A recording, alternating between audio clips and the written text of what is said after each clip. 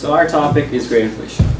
Our research question is, how has grade inflation affected colleges? Let's start off by defining grade inflation. Grade inflation is defined as the tendency to award progressively higher grades for work that would have received lower grades in the past. And the consequences of grade inflation are as such. Okay, so here's a little quiz. What do you think are the consequences of grade inflation? The fact that they lose meaning, that students have lower effort, that education becomes lower quality, or that it's extremely hard to stop? Guess what? It's all of them. So the history of grade inflation starts around 1965 when the Vietnam War was occurring. So during this time, the US, they needed more men, so they looked for college students. So they made this cutoff system where they would look at the types of grades and rankings that students would need to have in order to be exempt from the actual army. So some professors, they didn't want their students to go off into the army, so they started increasing grades. So during this time, there was a mass influx of higher grades, and by the end of the Vietnam War, there had been a 15% increase in the number of A's. In the 1980s is when there was a consumer-based system in colleges. And this is where students were considered consumers and professors were doing a service of giving higher grades to these students. And so this caused, as stated by Professor Raj Castor, American colleges pretty much gave this fiction that success was common and that failure was non-existent. This is because professors, they were just handing these grades out, but these students, they thought that success was just going to be handed to them in the future. And in addition to this, colleges and professors both received higher ratings because these students were receiving what they wanted. And so as seen by this graph, over the past 50 years, there's been a 30% increase in the number of A's. Locational differences. While grade inflation occurs in many academic environments around the world, its characteristics vary from place to place. I'm comparing the United States of America, the French Republic, and the People's Republic of China. In the United States of America, it's mostly professor-driven, and it affects GPAs. Professors thought that grades were a stressful factor in students' lives, so they raised grades, as you can see in this quote by Raj Daxter. In France, it's mostly government-driven, and it affects standardized tests. As you can see in this quote by Bamet, French education officials made a government initiative all across France to raise grades received on a standardized test. This was to make France look more smarter as a nation. In China, it's mostly administrator-driven, and it affects the grades received by students in college. As you can see in this quote by Wolf, 40% of students in a certain college had to get an A grade, and that raised grades around the country. So on to the next effect, economics of grade inflation. If we take a look at this graph, we can see an average compilation of tuitions of multiple colleges from the starting of 2000 to 2014, which is a 14-year span. At the beginning of 2000, there was only $10,000 as the average tuition. If we look at 2014, it's $16,000 plus. This is a 57.9% increase in tuition, showing that it's drastically increasing while students are getting paid less. Next slide. So higher cost means higher grades, according to students. They believe that they go to colleges with better reputations and require higher tuitions. They should receive higher grades proportionate to how much they pay. Now, professors feel obligated to give A's because their salaries depend on A's. If students don't graduate or get higher grades, government funding will decrease, meaning less salaries. And on to credentialism, which is an important consequence of grade inflation. Credentialism is defined as jobs reliance on formal credentials for applicants. Now, credentialism is innate to the job market. You must rely on some form of credential for your applicant, correct? The problem here at hand, however, is credential creep, in which there's an increase in these requirements without the necessary increase in ability. The statistics are undoubtable. As you can see, from 1973 to 2018, the percentage of the American workforce requiring post-secondary education has gone from 28% to 62%, based on a study done by the Georgetown University Center on Education and the Workforce.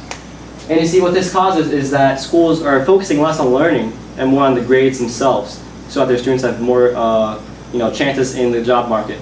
And also college degrees are being devalued since everyone has them. Students are not earning much in their careers compared to how much they're paying for college. And on top of that, they're spending way too much of their lives in school when they should be getting job experience. And for the workforce itself, employers are having to find new ways of evaluating applicants when really grades should at least reflect some form of the student's capabilities when they're not. But a good thing is that departments are specializing due to this increased skills in the workforce, but that is a very small effect. Okay, so we've all taken standardized tests. Standardized tests are being used by colleges and some jobs as a very comprehensive assignment used to judge a person's every capability, and often that's how you get selected into certain universities. However, standardized tests are not designed for that. They're designed to efficiently rank and compare students rather than measure your ability to do something. So they're not very comprehensive tests, and all the skills you learn they're not comprehensive tests, and they're rather easy. So the issue comes in when schools spend a lot of time teaching you how to take these tests. 31% of public schools spend over 2 weeks or more, which is 8% of total annual instructional time, preparing for these tests. They learn tactics and strategies for passing these tests, like the STAR, which are useless for anything except, well, taking more tests. So thus, these students become very unprepared for college, and when they go into college, they do poorly. And when they get poor grades, the professors feel the need to bump up their grades because they don't want their students to fail and get flunked out of the job market. This repeats itself and is a vicious cycle, and this is the root cause of grade inflation. So how do we solve grade inflation? Well, our main proposal is to supplement transcripts with class grade information, as can be seen in this diagram.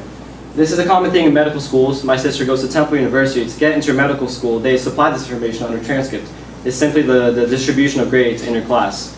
This is very effective because employers can very easily judge your intellectual capability, and it's very easy to apply. However, it is quite indirect, as it does not directly affect academic performance, and inflation is still there.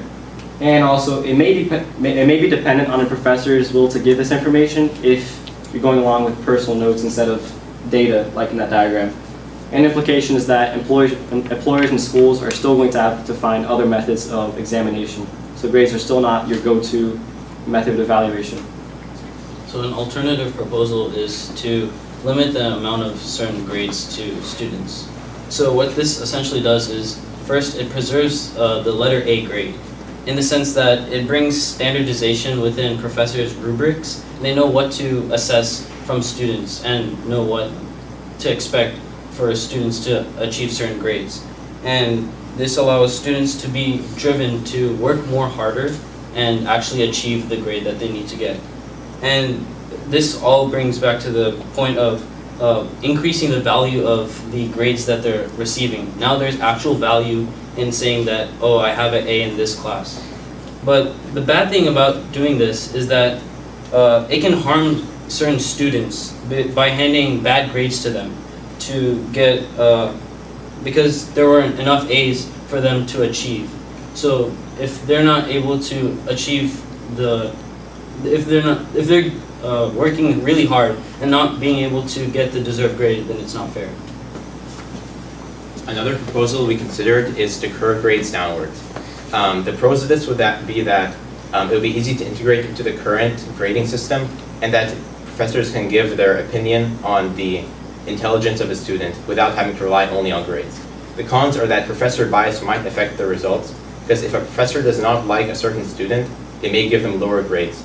And another con is that professors may be reluctant to integrate this into their teaching system.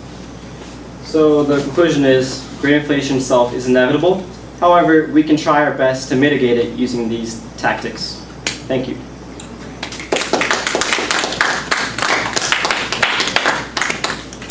Okay,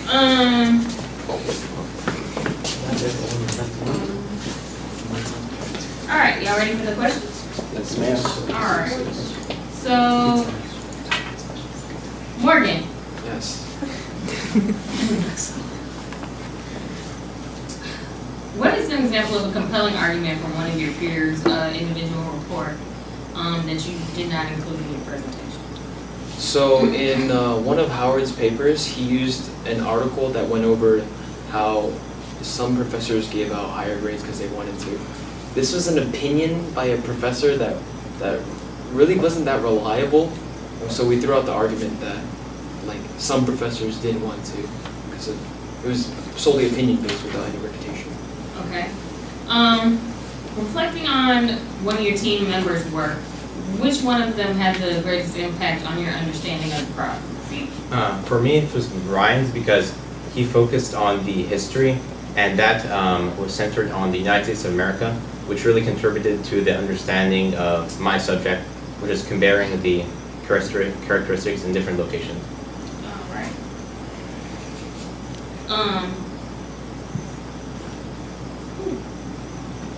In which way did your team's resolution make you think differently about your own individual research? It made me think differently because because I did history, grades were just given out freely and not without any thought. You know, the professors were just handing out grades.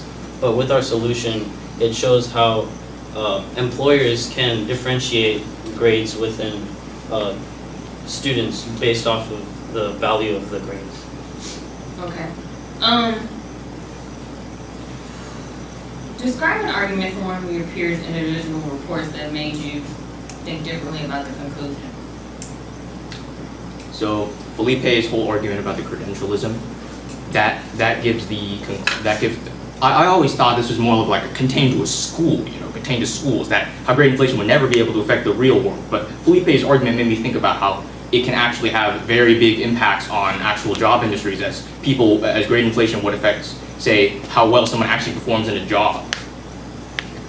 Okay, so now that the project's finished, what, if anything, do you feel like is a gap in your understanding that you feel like you guys should have researched? Honestly, I wish we would have researched the job side of things a bit more, because we researched the cause of grade inflation, but what I found really impacting was the effects that grade inflation had on the rest of the economy and America, and that was actually a really big part of the whole scale of things, and grade inflation is just simply a small part of that. So I wish we had focused on the big picture a bit more. Okay, thank you, gentlemen.